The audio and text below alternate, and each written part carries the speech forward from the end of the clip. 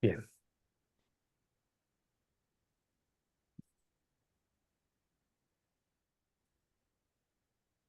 se escucha bien entonces, ya.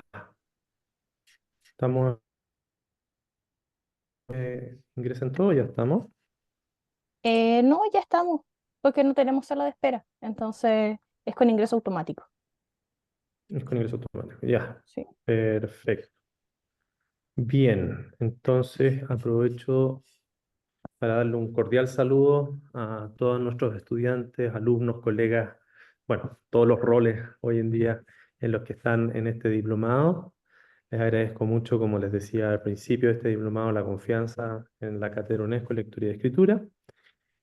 Vamos a desarrollar en esta ocasión, hemos invitado al doctor Fernando Moncada, profesor asociado de la Pontificia Universidad Católica de Valparaíso, quien se ha desarrollado, desempeñado en distintos ámbitos de los estudios lingüísticos, hizo el magíster en lingüística aplicada con nosotros en la Pontificia Universidad Católica, en nuestra antigua sede, no, en colaboración con la Universidad de los Lagos. Eh, Digo antigua sede porque nos pasábamos mucho tiempo allá, por un par de años, varios años estuvimos allá. Ya nos Sí. sentíamos como en casa. Eh, y bueno, que fundamentalmente se ha dedicado al estudio de la comprensión y el aprendizaje del discurso escrito especializado fundamentalmente, indagando en los rasgos textuales y las diferencias individuales que inciden en este proceso. También ha explorado en la anotación y clasificación de relaciones de coherencia para el español. Hizo su postdoc también en temas similares, ¿ya? Y en su trayectoria, ¿cierto? Él es profesor de inglés y en su trayectoria se ha ido especializando cada vez más en el uso de tecnologías, ¿cierto? Asociadas a los estudios empíricos de los procesos de comprensión, ¿ya? Tiene distintas publicaciones y estamos muy contentos de poder contar con el profesor Moncada hoy día para presentarnos esta charla, conversación, ¿cierto? Que ha titulado Desafíos de la alfabetización académica, el impacto de las diferencias individuales y los estándares de coherencia en la comprensión y aprendizaje a partir de texto, y que viene a complementar lo que ya han estado revisando, conversando, tanto con Federico como en algunos aspectos que también pueden toparse allí, con lo que han visto con Constanza y también van a seguir viendo durante el diplomado. ¿Ya? No tenemos estancos cerrados en estos temas. Siempre hay procesos de migración de ideas, ¿no? De una disciplina a otra o una subdisciplina a otra. ¿Ya? En ese sentido, agradezco nuevamente a Fernando. Siempre hemos colaborado muy bien, de hecho, eh, trabajamos muy cerquita. Así que agradezco nuevamente, le doy la bienvenida y espero que puedan disfrutar al máximo. Llénenlo de preguntas, una persona que sabe mucho y que está muy dispuesta a colaborar con este diplomado y con la cátedra. Le doy la palabra entonces, Fernando. Muy bien, muchísimas gracias. Buenas tardes a todos y a todas. Bueno, también extiendo mis agradecimientos a René por la invitación. Sin duda que siempre es provechoso y es muy positivo poder compartir lo que uno hace en investigación y tratar de transmitirlo a otras esferas, como por ejemplo colegas que se están especializando en diplomados o en posgrado también. Así que espero que lo que les pueda compartir hoy día les sea de utilidad. Como bien decía René, me he especializado en la investigación, en comprensión de textos escritos y el aprendizaje.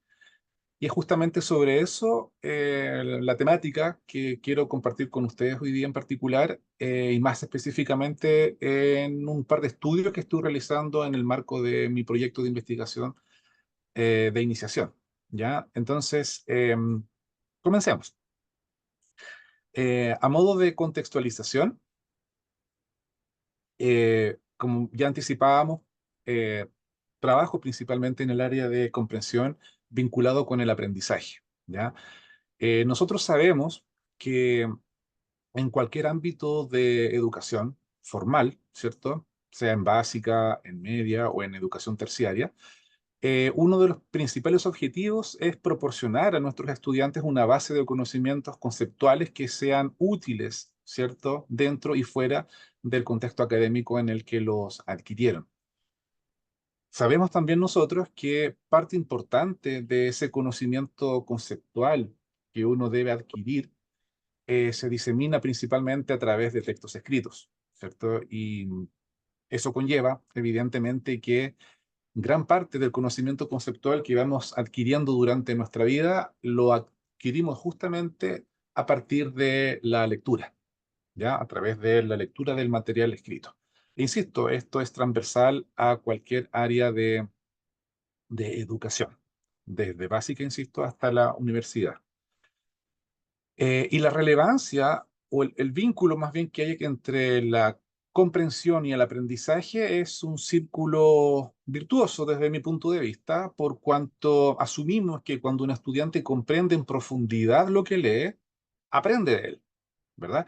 Y ese nuevo conocimiento se almacena en la memoria a largo plazo, ¿cierto? Para poder ser recuperado en otras ocasiones y por lo tanto se constituye como un insumo fundamental para la comprensión y aprendizaje de nuevos textos. ¿Ya?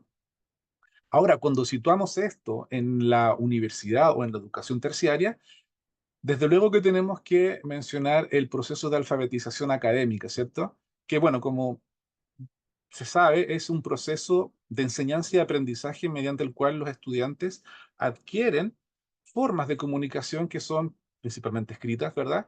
Y que son propias de sus áreas disciplinares.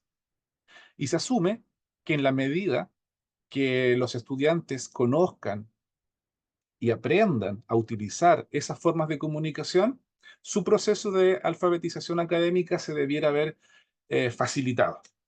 Ahora, la pregunta que yo quiero, con la cual quiero comenzar mi presentación es si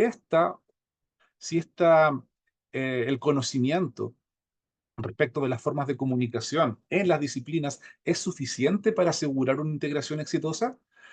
Y la pregunta viene en cierta medida a poner un tema de discusión respecto a la alfabetización académica en términos de el foco que se le ha dado principalmente al conocimiento de las formas en las cuales las comunidades disciplinares diseminan su conocimiento y que los nuevos miembros deben aprender, ¿verdad?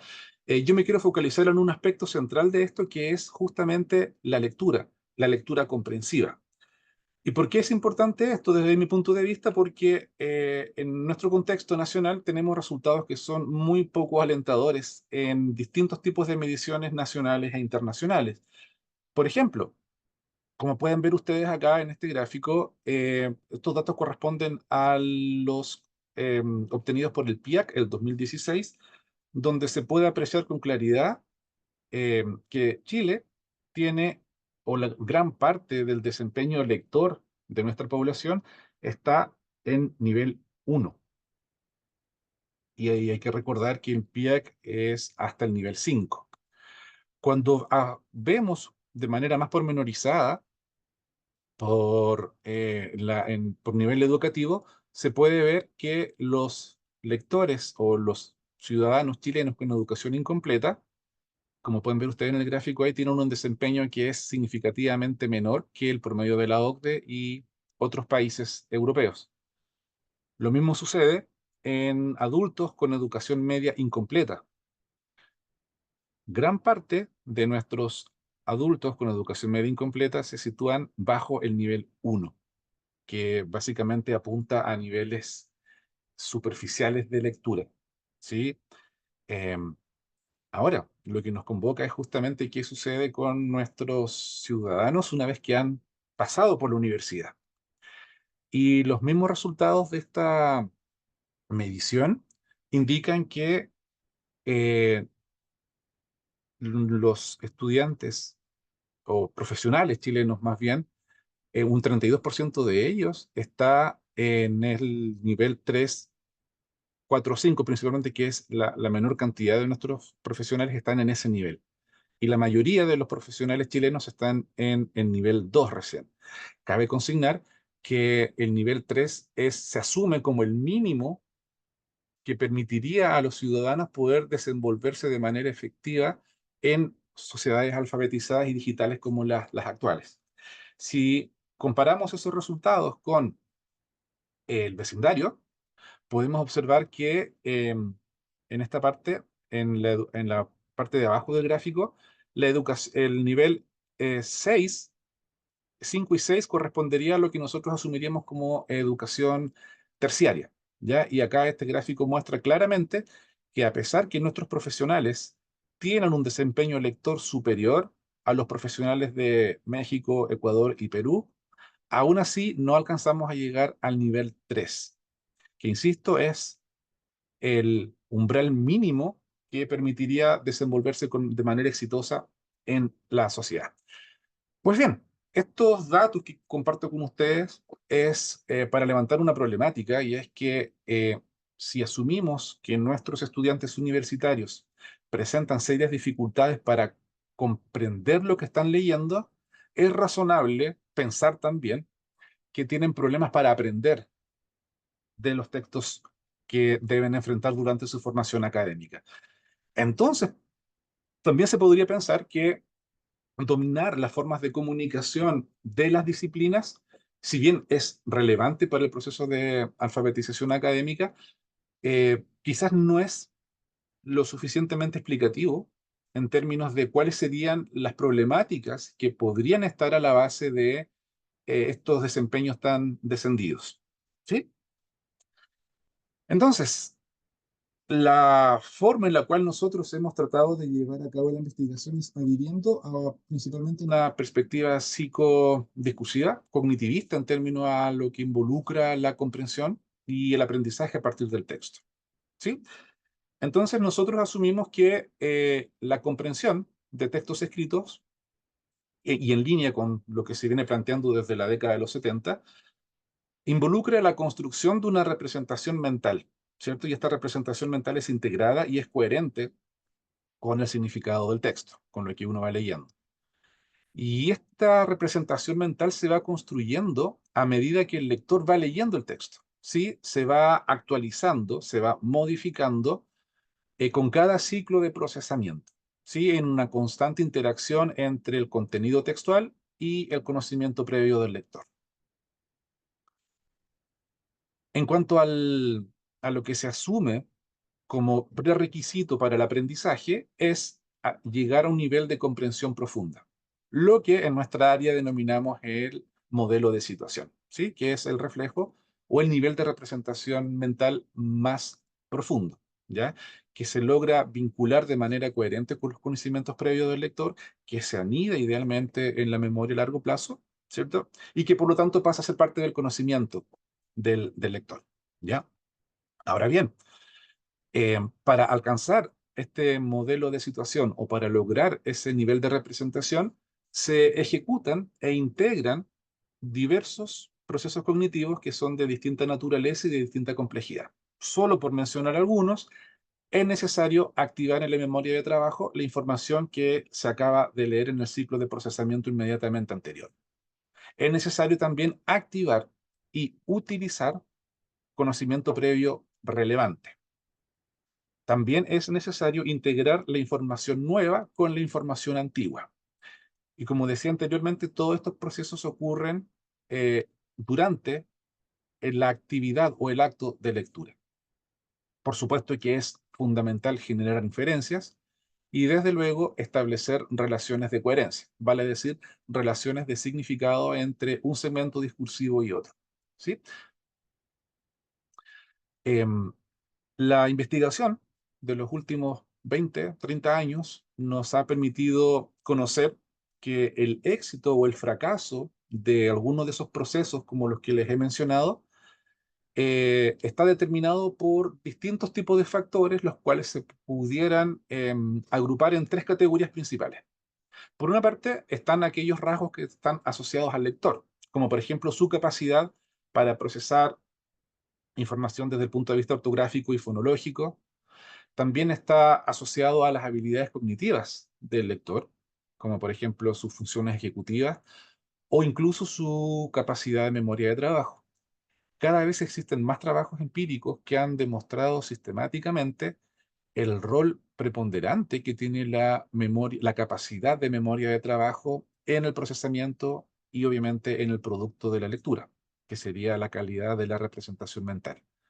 Y por supuesto que otro factor muy relevante del lector es la calidad y la cantidad de conocimiento previo o de conocimiento. Y este conocimiento no es solamente en términos del contenido, sino que también en términos, por ejemplo, del género, como en términos de los propósitos comunicativos, por ejemplo, ¿cierto? Entonces, bueno, como les decía, por una parte tenemos estos rasgos que inciden en la ejecución de varios de los procesos cognitivos que mencionaba anteriormente. Aparte, o en conjunto con los rasgos asociados al lector, tenemos aquellos que están vinculados con el texto propiamente tal. Eh, por ejemplo, se ha constatado que la organización discursiva de un texto, simplificando la discusión, llevándolo a la oposición de textos expositivos versus narrativos, tiene incidencia. Los trabajos de Lorch son particularmente iluminadores al respecto. Ha demostrado que textos expositivos son intrínsecamente más complejos que los textos narrativos por múltiples razones y que por lo tanto eso tiene un efecto inmediato en el procesamiento, ¿cierto? En línea, como también en la calidad de aquello que se leyó. Otra característica de los textos que incide en este proceso es el grado de cohesión que presente. O en términos más específicos, por ejemplo, en términos de la presencia o ausencia de marcadores discursivos como los conectores. Hay bastante investigación que ha constatado que cuando los textos están o las relaciones de coherencia están explicitadas por marcadores, tales como en consecuencia, por lo tanto, porque, etcétera, eso tiene un efecto inmediato en el procesamiento, ¿sí? Por cuanto se asume que estos conectores operan como instructores de procesamiento, indicando al lector cómo debe procesar la cláusula que viene o el segmento discursivo que viene con lo que acaba de leer. Entonces, ese marcador o ese elemento lingüístico tiene una incidencia importante en el procesamiento y también en la comprensión. Otro rasgo son los tipos de relaciones de coherencia. Sí, sabemos que las relaciones de coherencia son de diversa naturaleza. Hay relaciones causales, aditivas, contrastivas, etcétera. ¿Sí? Y se ha constatado que no todas las relaciones de coherencia implican el mismo coste cognitivo para el procesamiento, ni que todas las relaciones de coherencia tienen el mismo efecto en la representación mental construida o en la memoria. Un ejemplo de esto es que las relaciones causales se recuerdan mejor que otro tipo de relaciones, se procesan más fácilmente que otro tipo de relaciones, etcétera. ¿Sí? Y otro rasgo es el asociado a la complejidad sintáctica. ¿Sí? Textos que tienen, por ejemplo, mayor complejidad sintáctica son procesados con mayor dificultad. Y también se recuerda, o la comprensión lograda también es más deficiente. ¿Ya? Y un tercer grupo de factores es el que corresponde a la tarea. Por ejemplo, se ha constatado que los objetivos de lectura, que son los que motivan la razón por la cual alguien lee en un momento determinado, también inciden en la manera en la cual un lector lleva a cabo la lectura y, por supuesto, eso tiene efectos en el resultado. Sí, voy a profundizar un poco más sobre esto un poco más adelante. ¿Ya? Lo relevante acá es que ninguno de los factores mencionados acá opera de manera independiente cuando estamos leyendo. En cada situación comunicativa específica, estos elementos interactúan, ¿sí? Y dependiendo de esa interacción, es que se producen diferencias en patrones de procesamiento y en la calidad de la comprensión alcanzada, ¿ya? Para capturar de manera más eh, efectiva estas interacciones es que en la literatura se ha propuesto la noción o el constructo de estándar de coherencia, que es justamente uno de los aspectos centrales que quiero mostrarles hoy. Nosotros sabemos que cuando, o entre las diversas situaciones de lectura, los lectores adoptan distintos estándares de coherencia, ¿ya? Y los estándares de coherencia, en términos simples, como bien dice acá, son los criterios que establece un lector, ¿cierto?, durante una actividad de lectura específica y reflejan el grado de comprensión que desea alcanzar. Vale decir, son los criterios que establece un lector para determinar en qué grado de profundidad va o superficialidad va a procesar ese texto dependiendo del objetivo que se haya propuesto. ¿Ya? Y este estándar de coherencia puede ser explícito, como por ejemplo cuando a alguien se le define un objetivo de lectura, o cuando uno se lo autoimpone, por ejemplo, quiero leer, no sé, un texto de historia para saber cómo se originó la Segunda Guerra Mundial, por ejemplo. O también puede ser implícito, cuando el lector no tiene conciencia de ellos. ¿Sí? Estos estándares de coherencia varían, y esto es lo importante, varían sistemáticamente, tanto entre lectores como así también en un lector a través de diferentes situaciones de lectura. En términos prácticos, ante una misma situación de lectura, diferentes personas van a establecer diferentes estándares de coherencia. Y eso, por supuesto, que tiene efectos en los resultados. Pero una persona también varía en el establecimiento de los estándares de coherencia entre tareas. Entonces, lo que se asume desde esta perspectiva es que un lector hábil o un lector experimentado debiera tener más facilidad para poder adaptar sus estándares de coherencia dependiendo de la tarea de lectura a la cual se enfrenta. Y la importancia de los estándares de coherencia es que determinan la fluctuación entre estos procesos automáticos y estratégicos que se ejecutan cuando estamos en el proceso de construcción de la representación mental.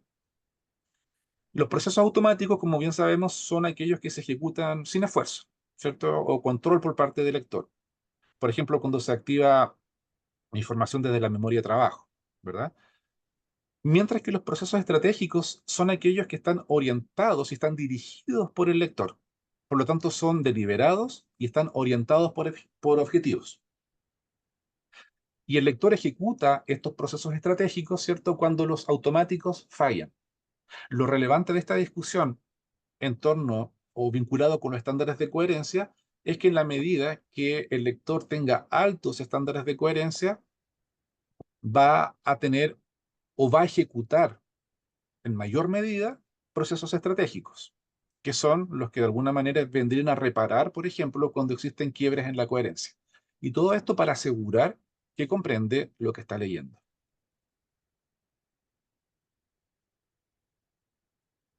Recientemente se ha propuesto la existencia de dos tipos de estándares de coherencia. Y es esta la propuesta a la cual yo adhiero para el estudio que les voy a mostrar un poco más adelante. Se asume, por una parte, que están los estándares de coherencia basados en la situación, y son los que cambian entre las situaciones de lectura, ¿cierto?, entre textos y entre tareas. Y de los factores asociados a la situación, uno de principal interés para mi estudio es el objetivo de lectura. Se ha constatado que el objetivo de lectura influye, como bien pueden leer ustedes acá, en los tipos de procesos que lleva a cabo el lector durante la lectura y los tipos de relaciones que establecerá para construir el modelo de situación. Y esto se vincula ciertamente con lo que mencionaba al cierre de la diapositiva anterior en torno a la ejecución de estos procesos estratégicos, ¿sí?, que son dirigidos por el lector y que se ejecutan para asegurar una comprensión según el estándar de coherencia que establece el lector.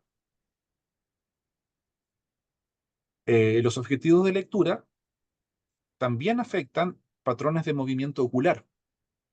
Y comparto esto con ustedes porque una de las formas en las cuales se puede investigar el proceso de la lectura, ¿cierto?, es a través de técnicas como el eye tracking, que es algo que voy a también mostrar un poco más adelante.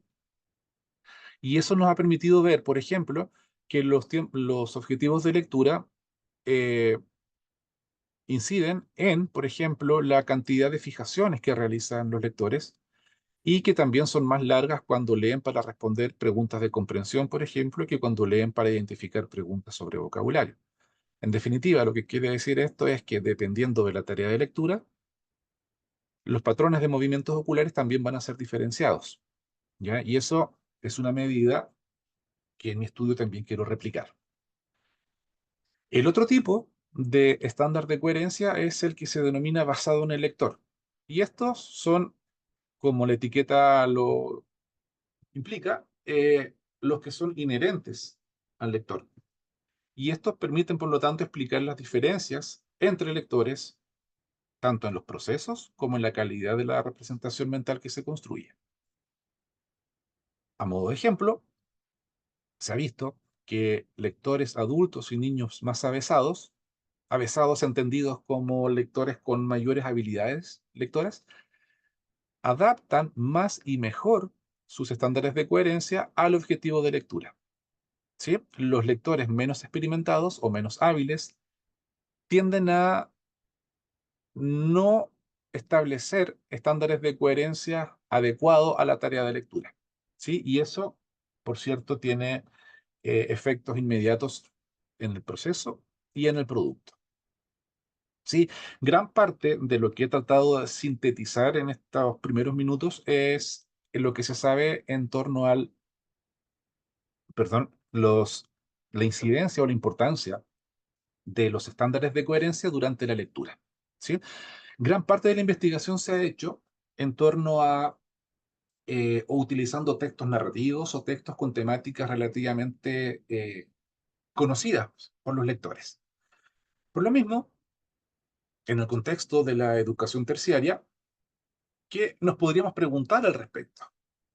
Y una de las, o dos de las preguntas que trato de abordar con mi estudio es ¿en qué medida el establecimiento de los estándares de coherencia incide en el aprendizaje a partir de textos académicos, que evidentemente difieren considerablemente de textos narrativos, de temáticas simples, ¿verdad? Como los que se han utilizado en los estudios en el área. Y también me pregunto, ¿qué factores de los estándares de coherencia, ya sea basados en el lector o en la situación, son los que predicen de mejor manera el aprendizaje a partir de textos académicos? ¿Sí? Entonces, para responder estas preguntas, estamos actualmente llevando a cabo una investigación, que es la que les voy a compartir ahora. Y dejo bien en claro que es un estudio en progreso porque literalmente hace no muchos minutos estábamos todavía tomando datos y todavía nos queda un par de semanas de recolección de datos. Así que lo que quiero compartir con ustedes es, digamos, los intereses principales y el estudio que estoy realizando. Y no tengo muchos datos que compartir todavía, pero bueno, eso lo vamos a ir viendo más adelante. Las hipótesis principales son que el establecimiento de estándares de coherencia favorece el aprendizaje, ¿sí? Decíamos que en la investigación en entornos no especializados, el establecimiento de estos estándares favorece. Esperaríamos resultados similares acá en estos contextos que son más bien restringidos o especializados. También apuesto a que los factores asociados a los estándares de coherencia basados en el lector influyen más en el aprendizaje que los factores asociados a la situación. ¿Sí? Entonces, para corroborar eso, en el estudio para efectos, digamos, de exposición, lo he dividido en dos etapas. ¿Ya? En la etapa 1, se han recolectado datos de más de 230 estudiantes universitarios chilenos, principalmente de carreras asociadas al estudio del lenguaje, solamente como medida de control, porque las temáticas que estoy utilizando en los textos experimentales son en torno a lingüística principalmente, ¿ya? Em, y para poder caracterizar a nuestros estudiantes, para poder obtener una medida confiable de los estándares de coherencia basados en el lector, he aplicado una batería de instrumentos, insisto, con el propósito de caracterizarlos en términos de sus atributos cognitivos, que la literatura, por cierto, ha demostrado ser relevantes. Y son eh, estos cuatro materiales que son una prueba Deep Close y tres cuestionarios que los voy a explicar ahora brevemente. ¿Ya? Como medida de comprensión, utilicé el Deep Close elaborado originalmente por Jensen y Elbrow el 2019 y que fue adaptado al español por Salmerón y colegas el año 2022. ¿Ya? Como ustedes pueden ver acá, este es un extracto del material. Se trata de 34 ítems similares a lo que ustedes ven acá. Son historias breves, son historias en las cuales a cada una de ellas les falta una palabra y se les da la posibilidad o se les da cuatro alternativas para que los participantes puedan o elijan la que corresponde y que permita, digamos, darle coherencia al texto. ¿Ya? Esta prueba mide, a diferencia de otras pruebas close, esta prueba sí mide comprensión de manera intraoracional. De modo que para poder completar el gap, ¿cierto? Es necesario poder integrar la información de los distintos segmentos que componen cada una de las historias, ¿ya? Por eso la utilicé, porque mide comprensión más allá del nivel intraoracional y además porque está desarrollado para estudiantes universitarios, ¿ya? Debo señalar, sí, que hice una adaptación posterior a este instrumento, adaptado ya por Salmerón, puesto que habían algunas palabras que no son muy cercanas o no son propias de nuestro uso. Así que hice algunas modificaciones menores, ¿ya? Esta es una prueba que es cronometrada. Se dan 8 minutos para que los estudiantes puedan responder la mayor cantidad posible de textos, ¿ya? Son 34 ítems y acá ustedes pueden ver 10, ¿ya? Y son relativamente similares. Entonces, con esta prueba logro obtener una medida objetiva de nivel de comprensión, obviamente calculada en términos de las respuestas emitidas, que es algo que les voy a mostrar más adelante. También aplico un cuestionario denominado estándares de coherencia basados en el lector que fue desarrollado por Callaway y colaboradores el año también 2022. Son instrumentos relativamente recientes. Este instrumento en su versión original en inglés tiene buenos índices de confiabilidad. Yo utilicé la versión de 34 ítems, puesto que el original tenía más de 80. ¿Ya? Entonces, cuando en el estudio original de Callaway se utiliza la versión extendida, logran constatar que hay muchos ítems que son prescindibles por cuanto están midiendo constructos similares en, en otros, o están subsumidos en otros. Entonces, acá utilizamos la versión compacta y es la que ha dado buenos índices de confiabilidad. Y este cuestionario, como ven ustedes acá, es un extracto también, tiene aseveraciones, ¿ya? Y esto lo que pretende medir justamente es, por ejemplo, la percepción que tienen los participantes en torno a la lectura y cómo enfrentan la lectura. Por ejemplo, si leemos el ítem 3, dice, si un texto es difícil, a menudo vuelvo a leer secciones del texto, ante lo cual debe responder si eso está completamente en desacuerdo o completamente de acuerdo y se puntúa de 1 a 7 en una escala Likert, ¿ya? También se aplica o aplicamos el cuestionario que se llama Need for Cognition, que está adaptado principalmente del trabajo de Cachopo del año 84. Tiene 18 ítems y acá hay un extracto en el cual aparecen los 15 primeros, ¿ya? Y este cuestionario en particular ha sido bastante utilizado en el área de la psicología, justamente para indagar los perfiles que tienen las personas en lo que respecta a su predisposición a embarcarse en tareas que son cognitivamente demandantes. Y por esa razón, yo la utilizo en mi estudio porque se asume también que la lectura es una actividad cognitiva compleja y demandante. Por lo tanto, estoy utilizando distintos instrumentos para poder justamente correlacionar, ¿ya? Acá, por ejemplo, si leemos la 1, prefiero problemas complejos a problemas simples, ¿cierto? Se evalúa desde 1 a 5, de nada característico a muy característico de mí. Entonces, nuevamente con este cuestionario, logro obtener información respecto de eh, las, de la manera en la cual los participantes, digamos, se enfrentan a tareas cognitivas. Y el último es el cuestionario de historial de lectura en adultos, que fue traducido y adaptado de Finucci desde el 82 en adelante, y acá utilicé la versión también simple, que es de 7 ítems, que combina aseveraciones de escala Likert y otras de selección múltiple. ¿Ya? Por asuntos de tiempo voy a apresurar un poquito y les voy a compartir algunos resultados que son, insisto, muy preliminares porque todavía estamos recolectando datos al respecto. ¿Ya? Hasta ahora lo que hemos visto es que en el Deep Close, que es la prueba que utilicé para evaluar comprensión, recuerden ustedes que el máximo son 34. Ya, eso son la cantidad de ítems. Nuestros estudiantes están respondiendo en promedio 21.9 ítems en 8 minutos. Y de esos 21.9 ítems, están respondiendo de manera correcta 15.9, vale decir un 73%. O sea, de las 21 o casi 22 que responden, en el 73% están logrando están logrando un desempeño del 73%, lo cual es bastante, lo cual es alto.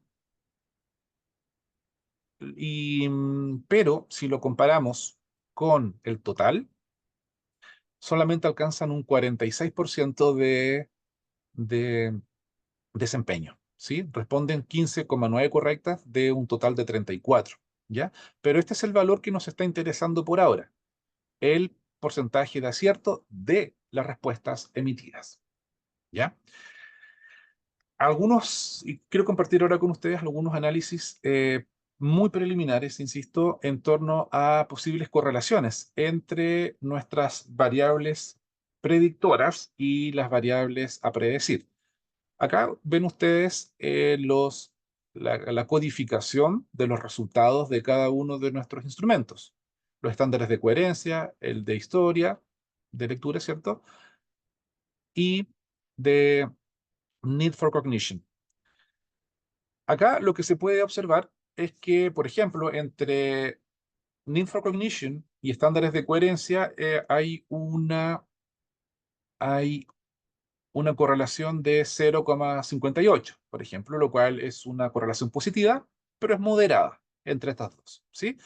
Y de hecho, esa es la fuerza de la correlación en gran parte de estas variables predictoras. Una correlación positiva moderada. Sin embargo, no se logra establecer, ¿cierto? O más bien, las correlaciones entre las predictoras y la variable de desempeño, que sería el porcentaje de correctas, es de, por ejemplo, 0,02 o 0,2.11, lo cual son bajas. Y esto significa entonces que las correlaciones son relativamente débiles, ¿ya?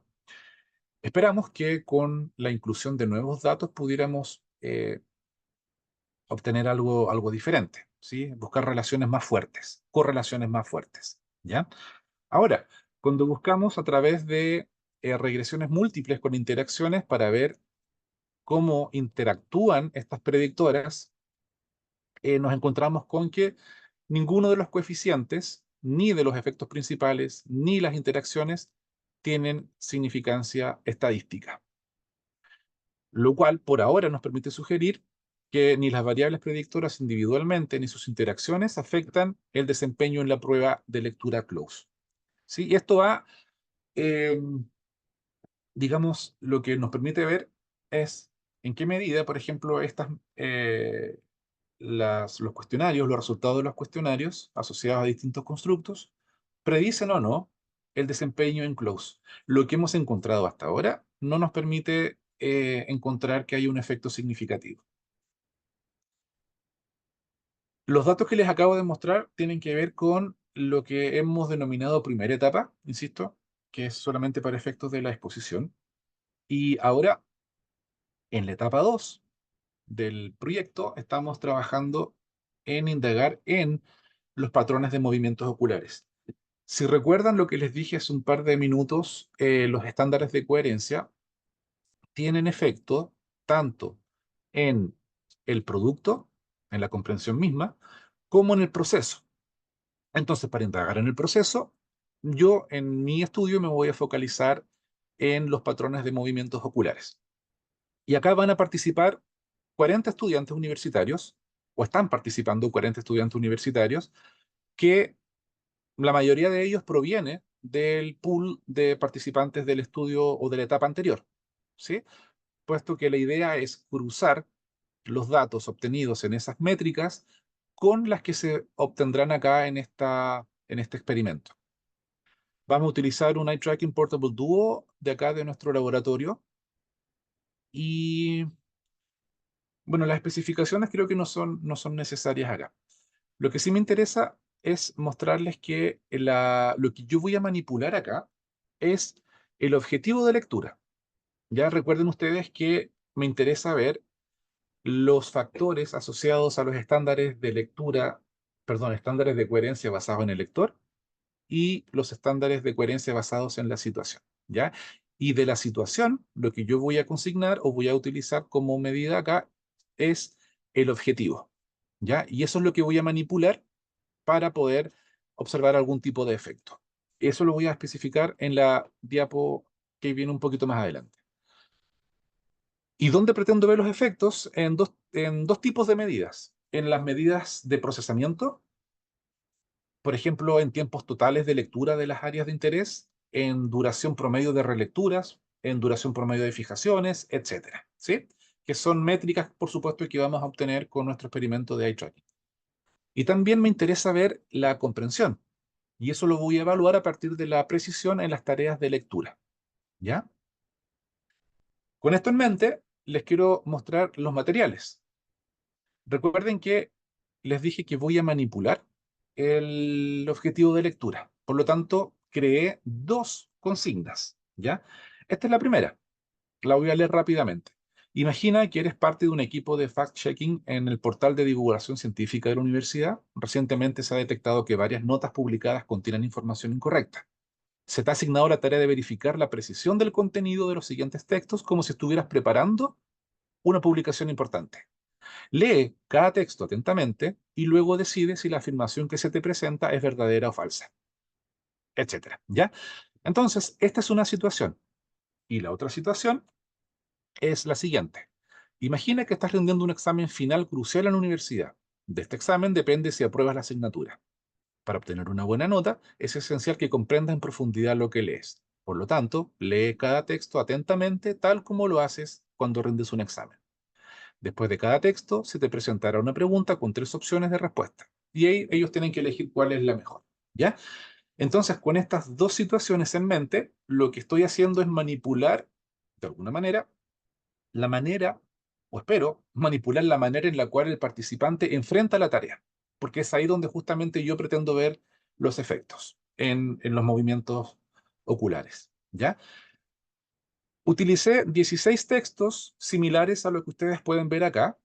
Obviamente, por razones de tiempo no lo voy a leer en su totalidad, pero todos los textos tienen una extensión similar, son entre 170, 180 palabras aproximadamente, para poder tener medidas comparables posteriormente.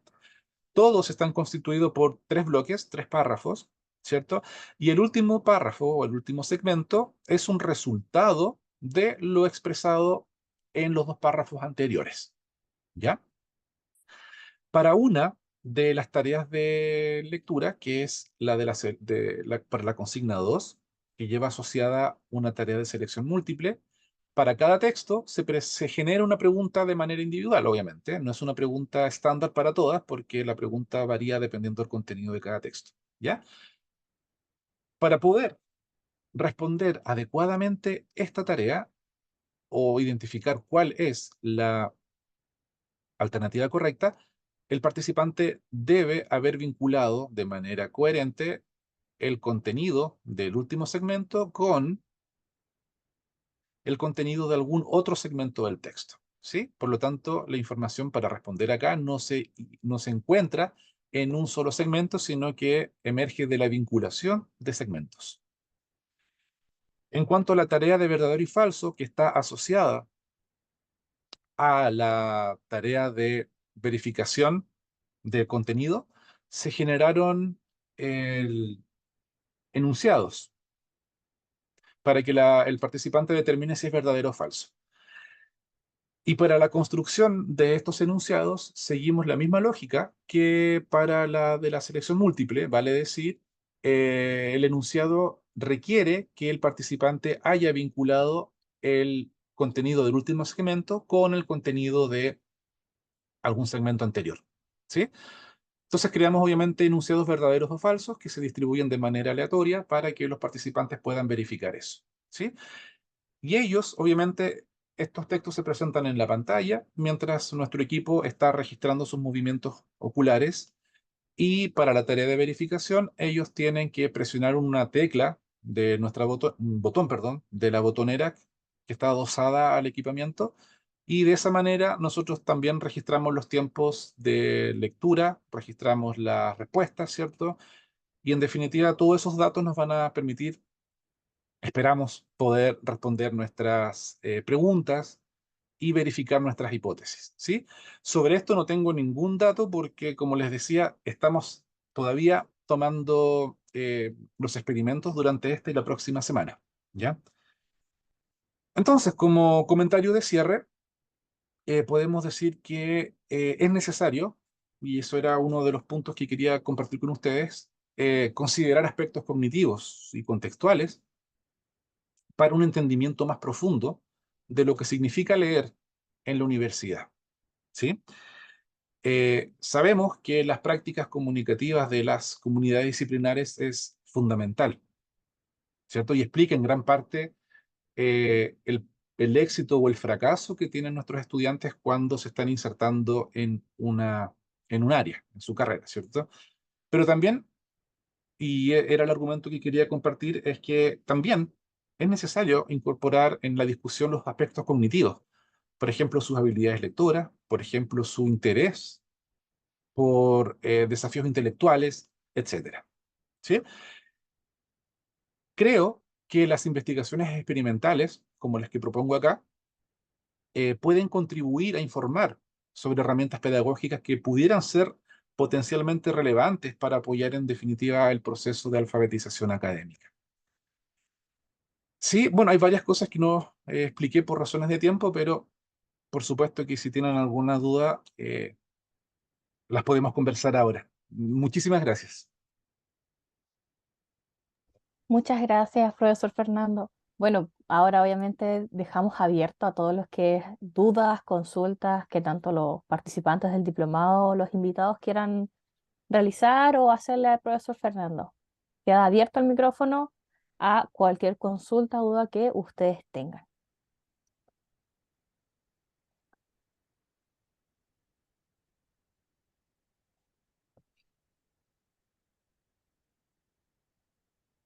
Pareciera ser que no hay consultas ni dudas. Ah, aquí, Valesca. Hola Paloma, ¿cómo estás? Hola Fernando. Hola, ¿qué tal? Buenas tardes.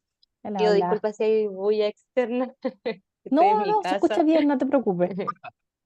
Quería hacer una consulta, Fernando, con respecto a los aspectos motivacionales o emocionales que afectan en la comprensión, porque en algún momento en la diapositiva tú mencionaste la tarea, mencionaste el texto, pero no sé si tu investigación contempla, en el que para mí en realidad, que le decía el profesor Federico, que es una caja negra el tema de la emoción, cómo influyen los factores emocionales y afectivos en la comprensión. No sé si tú lo contemplas también en tu investigación. Valesca, ¿verdad? Sí, vale. Sí, Valesca, oye, muchas gracias por la pregunta. La respuesta corta es no. No lo he contemplado principalmente porque has esbozado un argumento. Es una caja negra y es muy difícil de hacer objetivamente para poder indagar en ella de manera precisa, objetiva, desde un paradigma científico. ¿Sí? Lo cual lo hace bastante volátil y etéreo para poder, digamos, asir y operacionalizarlo. Pero debo señalar que sí hay estudios recientes que están focalizados justamente en la motivación y su efecto o su interacción. Pues no sé si tengo un efecto directo, pero sí su interacción con otros aspectos cognitivos y que eso pudiera redundar en la calidad o la manera en la cual los sujetos leen y cuánto comprenden, ¿sí? Pero eso está un poco lejos de mi área, y sin duda que es un aspecto que me parece bien vale la pena profundizar, porque uno asume que cuando nuestros estudiantes universitarios están leyendo tienen motivación. Creo que estamos bastante lejos de eso, ¿cierto? De hecho, para que ya estén en la sala de clases hay que motivarlos. Entonces, por supuesto que en una tarea de lectura profunda, como la que se necesita para el aprendizaje, se requiere de un alto componente motivacional. Sí, pero bueno, son líneas que perfectamente se pueden explorar también, pero yo directamente no las he contemplado todavía. Muchas gracias, Fernando. No, gracias a ti. ¿Alguien más que quisiera hacer alguna consulta, ya sea desde el micrófono o por el chat? A mí me gustaría hacer una consulta, la verdad. Bueno, aquí primero Tiare. Dice, ¿esta aplica principalmente a estudiantes de nivel universitario? No exclusivamente, yo focalicé mi estudio con estudiantes universitarios, precisamente porque el, por varias razones. Una es práctica, que es tenemos más fácil acceso a estudiantes universitarios para poder llevar a cabo nuestras investigaciones, pero desde un punto de vista teórico, uno podría asumir también que lectores universitarios son lectores que son sujetos que tienen habilidades de lectura desarrolladas que nos pudieran permitir aislar ciertos efectos para poder medir de manera más objetiva lo que nos interesa medir. Y la otra razón es una preocupación en torno al bajo desempeño que tienen nuestros estudiantes universitarios en distintas mediciones, ¿sí? Y es una preocupación aplicada por cuanto también, como decíamos en un comienzo, estos bajos desempeños en lectura podrían darnos razones para creer que están teniendo problemas para comprender. Y eso se vincula directamente con los resultados del PIAC del 2016, que les mostraba al comienzo, en los cuales se constata que nuestros profesionales universitarios ni siquiera alcanzan el nivel 3, que es el mínimo para un desempeño eficiente en la sociedad actual. Sí, entonces creo que hay mucho que hacer en educación universitaria. Y ahora, para responder directamente tu pregunta, no aplica exclusivamente a estudiantes universitarios. Ciertamente que esto también se puede indagar en estudiantes de educación secundaria, por ejemplo. Nosotros también hemos hecho en otro proyecto Fondesit, con otros colegas, hemos también indagado en aspectos similares a esto con estudiantes de educación básica, ¿sí? Así que no es una limitante la población, porque es un fenómeno transversal. Yo lo focalicé por asuntos contextuales en estudiantes de educación superior solamente. Muchas gracias por su respuesta. ¿Alguien más que tenga alguna duda o consulta que quiera hacerle al profesor Fernando? Bueno, yo quería hacerle una, profesor, y era que, claro, sobre todo en relación al último que mencionó, sobre todo esto del contexto, ¿verdad? Cómo finalmente para poder tener una correcta alfabetización académica necesitamos contexto de nuestros estudiantes. Y a mí en lo personal me ha pasado que he tenido que hacer talleres breves de 2, 3 sesiones a estudiantes de formación técnica, en donde de repente tengo eh, personas que están estudiando en el área de educación, en el área de la medicina. Entonces, ¿cómo trabajar quizás ahí un poco esta alfabetización en estudiantes que en realidad eh, han sido un grupo que no se suele trabajar todo lo que es la alfabetización académica? ¿Cómo trabajar en esos casos cuando tenemos pocas sesiones para poder enseñarles a escribir en la universidad y aparte contamos con un grupo de estudiantes que es muy variado en sus áreas? Mm, Esa es una gran pregunta, y para ser sumamente transparente te respondo no sé. No sé por varias razones. Primero, porque o sea, lo veo difícil, primero porque se trata de cursos que no van más allá de un semestre.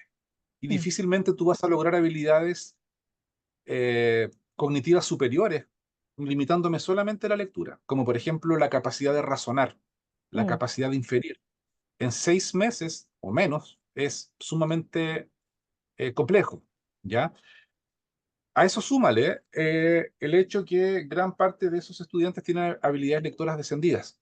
mm, Sumémosle también que en la universidad muchas veces nuestros estudiantes se enfrentan con tipos de actividades de lectura que nunca antes vieron durante los 12 años que se formaron en básica y media. Entonces mm, entran a un mundo que es completamente nuevo, que les exige eh, actividades para las cuales no están preparados. No es para desalentar, pero esto requiere un trabajo sistemático, un trabajo bien organizado y que vaya, desde mi punto de vista, en consonancia con los avances teóricos en el área. mm, ¿Ya? ¿Qué significa eso? Que se deben hacer propuestas de mejora, por ejemplo, en habilidades de comprensión focalizadas en habilidades cognitivas superiores. Por ejemplo, la capacidad de inferir, por ejemplo, la capacidad de implementar estrategias de lectura, por ejemplo, ¿cierto? Y yo creo que ahí, en la medida en que esto se vaya haciendo más consciente o más evidente a los estudiantes, ellos van a poder contar con un mayor repertorio de herramientas para poder enfrentar tareas de lectura. ¿Sí? mm, Haciendo un símil con lo que pasa en educación media y básica también, es que se asume que solo los profes de lenguaje o los profes de inglés son los que están llamados a desarrollar habilidades de lectura. Y la pregunta lógica es, ¿en matemáticas no se lee? ¿En historia no lees? Entonces, este es el llamado que siempre hago cuando hago este tipo de charlas en colegios, por ejemplo, es que tiene que ser una mirada integral. Todos, desde sus disciplinas, desde sus áreas del saber, debieran ayudar a que nuestros estudiantes sepan cómo se tiene que leer en historia, porque se requiere de un razonamiento distinto al que tú necesitas para, por ejemplo, leer en ciencias mm, o en física más adelante, ¿se entiende, no? Entonces, en la universidad me parece que es lo mismo. Debiéramos tener un esfuerzo integral por tratar de desarrollar habilidades de lectura, digamos, primero que sean generales, para recién después de eso poder llevar eso a los requerimientos de la disciplina. mm.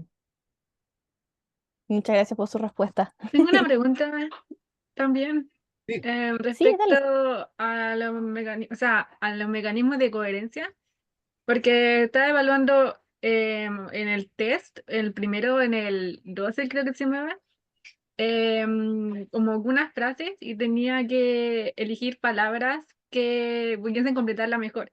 Entonces, ¿qué mecanismo de coherencia o técnicas de coherencia estaba como esperando o evaluando para que los estudiantes las pudieran responder? ok, muchas gracias, Tere. Una pequeña precisión. Cuando hablábamos de mecanismos de coherencia, estábamos pensando, o cuando yo les puse, tenía que ver con estos mecanismos lingüísticos que nos permiten explicitar relaciones de coherencia, que son relaciones de significado. Por ejemplo, causa-efecto.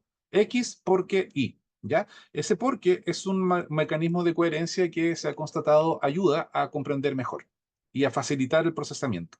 En la prueba close, los mecanismos de coherencia no son un aspecto que se esté controlando y no es un aspecto que se esté evaluando.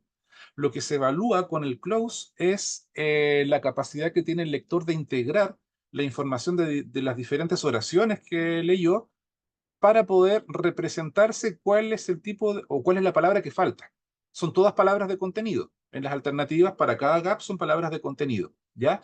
Entonces no se está evaluando, hasta donde yo entiendo, ningún tipo de mecanismo de coherencia, ¿ya? En esos términos. No sé, Tiare, si logro responder tu pregunta. Ok, no hay problema. Que, bueno, de todas maneras, y por lo mismo, gracias por preguntar para poder haberlo clarificado. Qué bueno, gracias, Tiare. ¿Alguien más quisiera hacer alguna duda o quisiera realizar alguna consulta, ya sea por el chat o prendiendo el micrófono? Yo tengo una pregunta, profe, una pregunta. Me quedó una duda con los estándares de coherencia.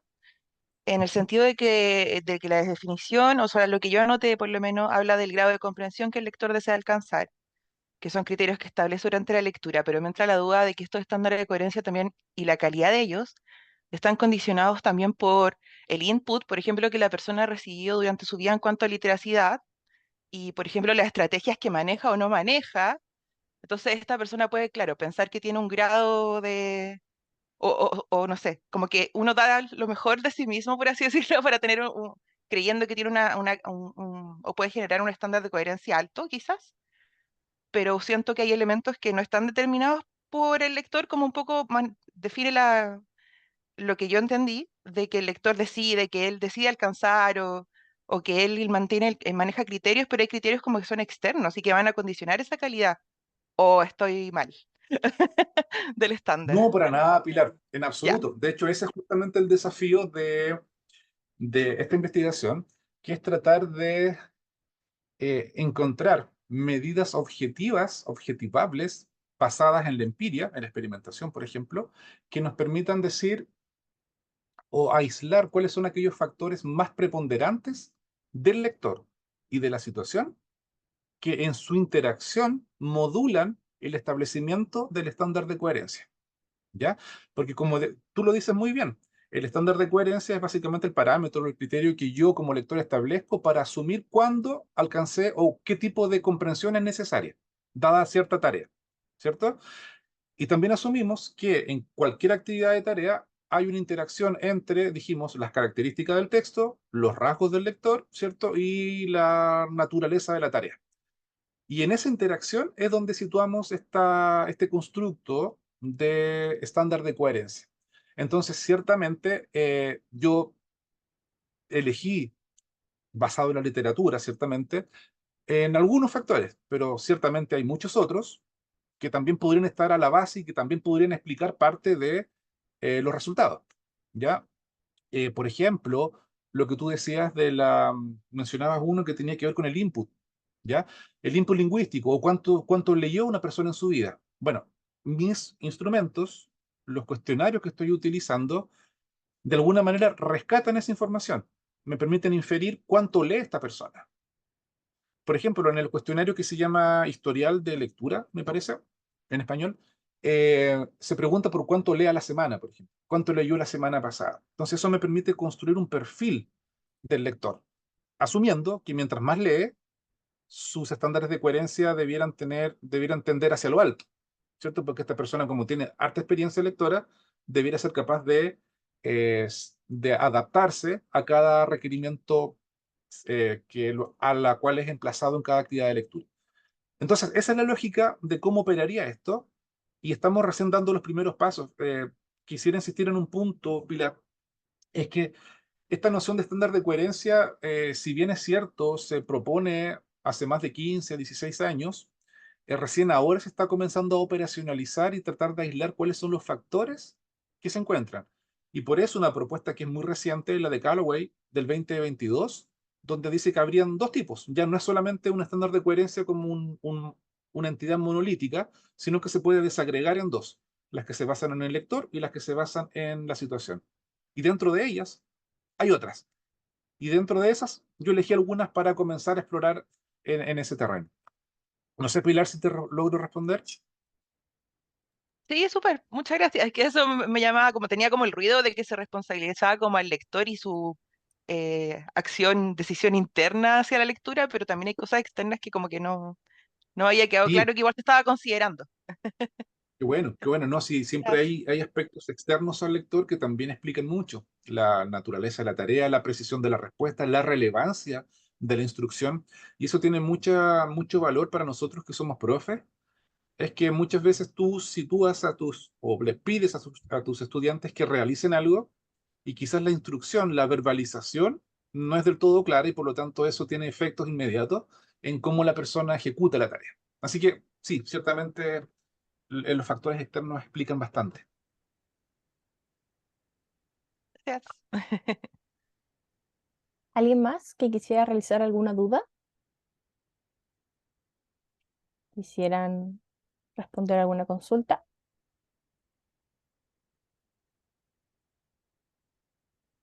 pareciera ser que no hay más dudas.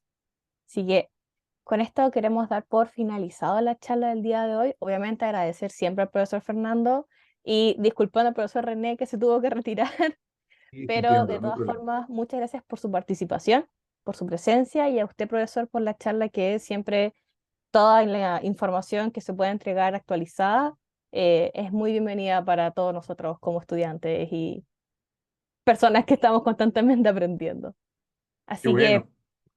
Muchísimas gracias, un Paloma. gusto, un gusto haberlos tenido aquí presentes el día de hoy y a los estudiantes nos estamos viendo el próximo miércoles. Así que muchas gracias. Éxito, que les vaya muy bien en su Éxito. diplomado. Muchas Chao, chao, gracias. cuídense. Gracias. Chao, Muy bien. chao. Chao. Chao.